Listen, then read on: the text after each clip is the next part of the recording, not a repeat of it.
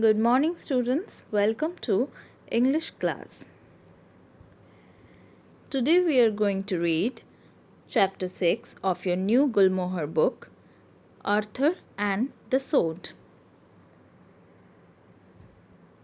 King Arthur is a medieval mythological figure who was the head of the kingdom Camelot and the knight of the Round Table.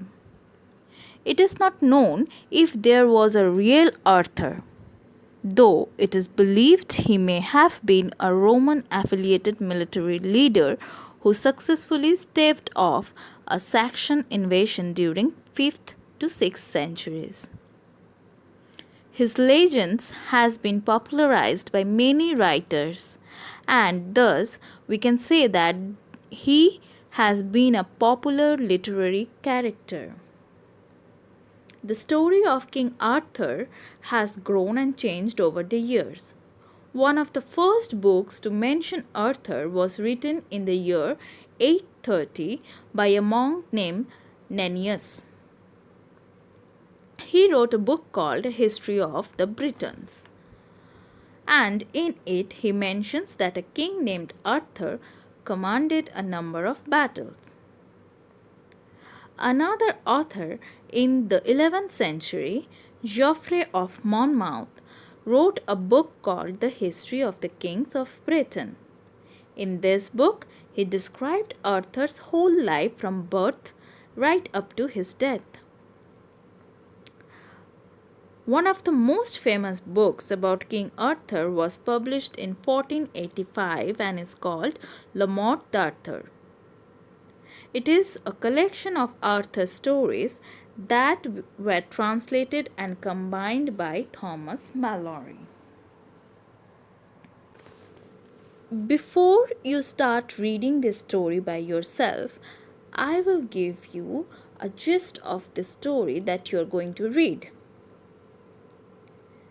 Now, we must remember that the story begins when Uther Pendragon gives up his newborn child Arthur to Merlin, the master of magic. Merlin takes Arthur away and gives his away to a good knight called Sir Ector. So Arthur grew up with Sir Ector and his son Kay. So Uther Pendragon was the father of Arthur. Your story starts when King Uther Pendragon died. After King Uther Pendragon of Britain died, apparently with no son to succeed, a dispute arose in the country about who should be the next king. Every knight in the region wanted to seize the crown for himself because they did not know that King Uther had a son. They thought King Uther did not have a son. That's why every knight in the region wanted to seize the crown for himself. So there was a dispute, and to resolve the dispute that was raging in the country, the archbishop, on the advice of Merlin, invited all the lords and knights to London. It was Christmas time, and in the great cathedral a solemn service was held and prayer was made to God to show some sign of who should be the rightful king of Britain. When the service was over, there appeared a strange stone in the churchyard against the high altar. And on that stone struck a sword. The sword had letters of gold written on it, which read, "Whosoever pulleth this sword out of this stone and anvil is the rightly born king of all England." So, whoever will be able to pull out the sword from the stone, he will be the king of England. So, for this reason, the Archbishop arranged a tournament on New Year's Day. And to this tournament came Sir Ector and his son Sir Kay and young Arthur. He was Sir Ector's adopted son. Now, when they reached the grounds where the tournament was to be held, Sir Kay found that he had left his sword behind in the castle where they had spent the previous night. So he asked young Arthur to fetch it for him. But when Arthur reached the castle, there was no one to let him in. Then Arthur remembered that the sword he had seen in the churchyard. He said to himself, I will go to the churchyard and take that sword with me.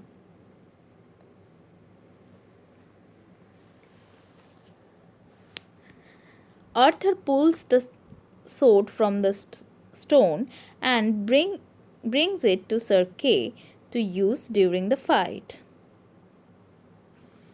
So, when Sir Ector asked who pulled out the sword, then Arthur told him that it was he who pulled out the sword.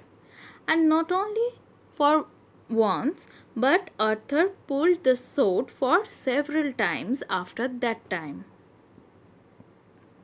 Arthur repeatedly pulls the sword out of the anvil during the other trials for other candidates, and the crowd to see, proving he is the rightful heir to the throne. So, whenever it was asked, every time Arthur pulled out the sword very easily. And looking this, people started realizing that Arthur is the true king of England. And at the age of 16 years, Arthur is crowned as the king of England. And this is where your story ends. Now, it's your time to read the text. You will find this in page number 59. And after reading the text, you should make a list of 10 new words that you have learned while reading the text. And then you have to make sentences with these words. Try to be original. You should write sentences by your own self. And you should send this work by 26/6/2020, that is Thursday. If you have any doubts and query regarding this particular text, you can mail at the given email ID during the class hours. Thank you.